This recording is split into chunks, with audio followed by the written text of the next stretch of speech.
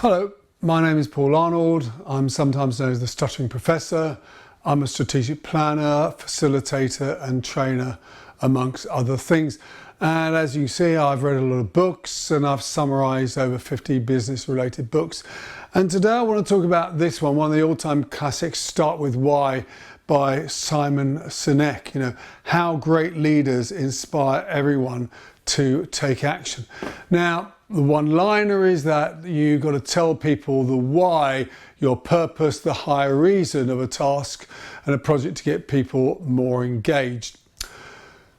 So the book in a nutshell is like, people don't buy what you do nor how you do it, they buy why you do it. You know, and therefore telling people our why, our driving purpose, our values, our beliefs really connects people at a much deeper level than any functional, whats or hows will ever get you to.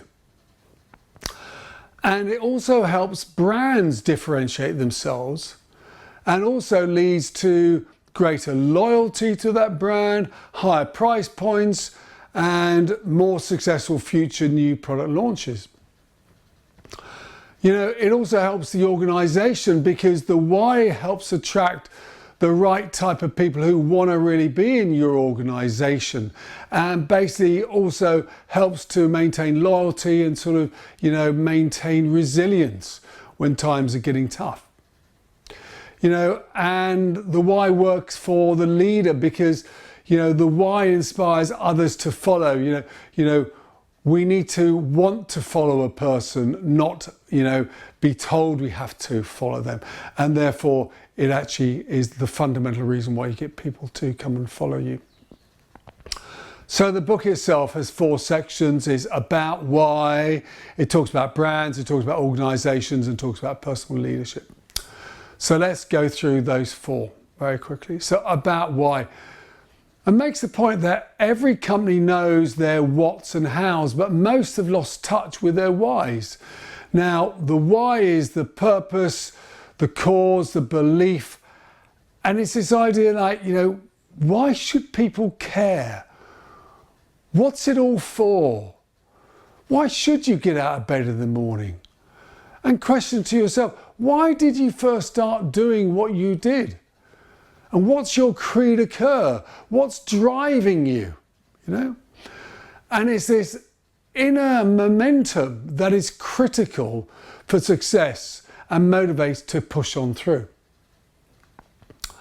So why is powerful? Because it provides a much deeper point of human connection. We connect, as being part of a community for something we can identify with, for something that we share our beliefs and our values with. And whys are fundamentally about beliefs and values. So it acts like, this lighthouse to draw like-minded people in. You're like me, we share the same ambition, we want to be together on this, let's march together in our task. In terms of brands, it talks about how, brands can either inspire or manipulate. We can manipulate, which is rampant in business through price dropping, promotions, innovation, using fear, peer pressure. But, what Sinek suggests is that manipulation always costs.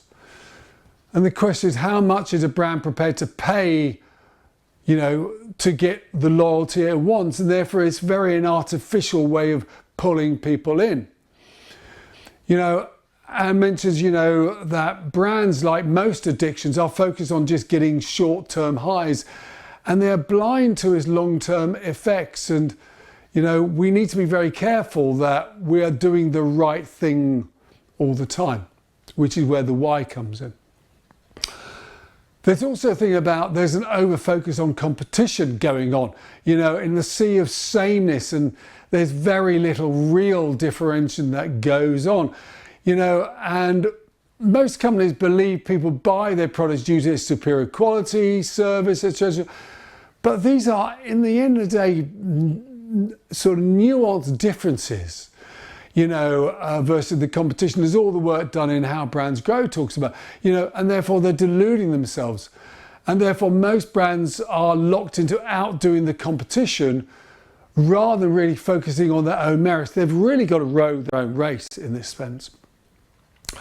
And so brands are finding their points of difference in their what's and how's, and that's a very short term because they're very transient. You know, and those functional discriminators tend to anchor the person in a very rational decision-making mode, and this encourages decision to be made on small, irrelevant points of distinction that, frankly, the next time they buy isn't really going to drive the loyalty. So Sinek says a brand's real point of differentiation lies when it rises above the competition and it creates a deeper level of connection, a connection that talks to the consumer's own truth. And this is where the brand's why comes in. And makes the point that brands' whys are harder to copy because they're more authentically about you, about why you did what you did as that company. You know, some of the examples are slightly outdated, but they still make the point because these brands are still massive. So, you know, someone buys an Apple, they're not really comparing themselves versus a Dell or an IBM. And if someone buys a Harley Davidson, they're not really comparing themselves versus a Suzuki or a Honda or a Yamaha or anything like that, because they're buying into something much more important. And the reality is that these two products, you know, the Apple and the Harley Davidson, in terms of, you know, of their spec, are much overperformed by Dells in terms of money and everything like that. You know, other bikes are much better road holding, etc. But they're missing the point about why people are really buying those things. You know, so people are owning these things because it has a personal connection to them. It's almost an identity statement. It's a value-driven conversation. Okay? So now he says we've got to lighthouse our brand's values, our purpose, our mission, and these connect much more powerfully because we then share in that same space. And we've got to be therefore true to our purpose and our values all the time and not let go of them. So they almost become like this guiding star for us in the organization to go and follow and what our brand is really about. And likewise, it drives the innovation we do because the why lasts forever. You know, the what's and the how's are going to change as technology moves on. But if we're constantly trying to deliver our why even better, that means that we're being consistent in what this brand stands for. And the trouble is that companies can get lost in their what's and how's and therefore get stuck in old technology, be it the Kodaks, you know, the Blockbusters of the world. So, and why also helps build acceptance. You know, the why helps consumers trust in a brand's new launches. So therefore, when a new product comes along, we're not selling it along just the features, we're selling it more about, because this again is meeting what you're trying to get from an identity, from a connection. You know, so it talks about how Apple didn't invent digital music players, you know, but people trusted the Apple offering. And the same happened when they invented the iPad, because Dell came up with their PDA long before them. But the point is that the Dell was defined on a functional, you know, transactional watts rather than the much higher level of what Apple was really talking about creativity, difference, etc. Sinek also suggests it drives premium pricing because we're willing to pay more for something that's more important to us, for something that has a deeper connection to us. Now let's go on and talk about organizations. And it says, like, you know, your story, your why attracts people who share in your beliefs and sort of values. And let's be quite frank, the talent pool is where we get our competitive edge. And so if it draws the better people to you and those people share your values, they're going to be more engaged in your company, they're going to be working harder, they're going to be more loyal, they're going to have a greater sense of belonging, and they're going to push through the hard times better because they're believing in that fundamental thing of what your company is about. Furthermore, as I said, is the guiding north side help drives every decision. Because, you know, if you focus on your whys, it helps make sure that every decision is it taking us more towards our why or taking us away from our whys. You know, it also helps build the culture. You know, a weak culture that doesn't have the why at the very center of it, it doesn't have a galvanizing force. So consequently, people can focus more upon personal greed and what's in it for me, with no real regard for the consequences. And as I said, it drives resilience and perseverance. Yeah, it pushes us through the hard times. So let's talk about personal leadership. You know, why drives our authenticity and our trust? We believe someone who's being authentic and being consistent. And the why is really sits at a much deeper level, because it shows that, you know, here is a person who is driven by values and they're authentic, and it therefore means that we can trust them more. And obviously, if you're driven by why, you're more inspiring. And we certainly know that successful companies, you know, are run by leaders who've created a movement, who inspire people, who carry people with them, rather than being forced to from some command and control. You know, and every why person talks about needs the how person to make the why happen.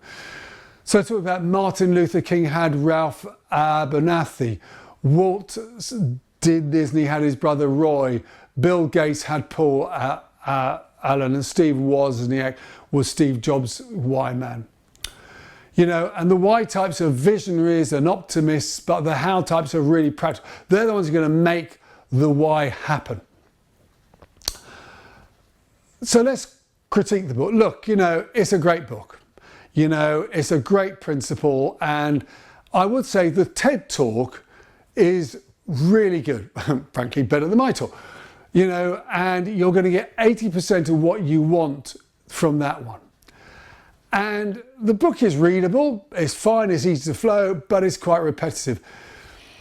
And one of my common criticisms of so many books is the whole world has got to fit into the theory. It's the magic elixir. If everyone did the why, then the whole world would be a better place. The other thing is that it's compelling theory, but it isn't really underpinned by deep empirical evidence.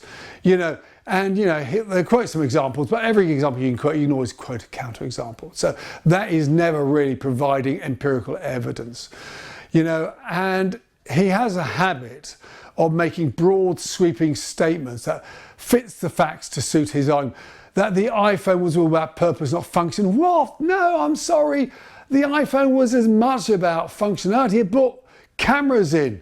It connected to the internet. It made you socially connected. You could get the internet. So don't tell me it's all about one. And to suggest that Dell's wasn't a success just because it focused on the what rather than the why I think he's undermining a lot of what the stuff goes on. So look, reality is great bit of marketing. He's done really well. And I think it's a very powerful concept. Why is it powerful? Because it's actually been around for years. We go back to the Quakers, you know, the Reckitt's of the world, the Cadburys, the Rowntrees. They were all value-based organisations. So therefore it's all about be values-driven, be ethical in a world that seems to be losing itself, has as much relevance as when the book was first put out. It does ask me some questions, and now we've gone to much more sort of, you know, purpose-driven communications. You know, what happens when every company is shouting its why? And, you know, are there more powerful whys than others? So I think we've got to, you know, listen to this great stance to look at. It's not the only answer to how we could be looking at things in the world.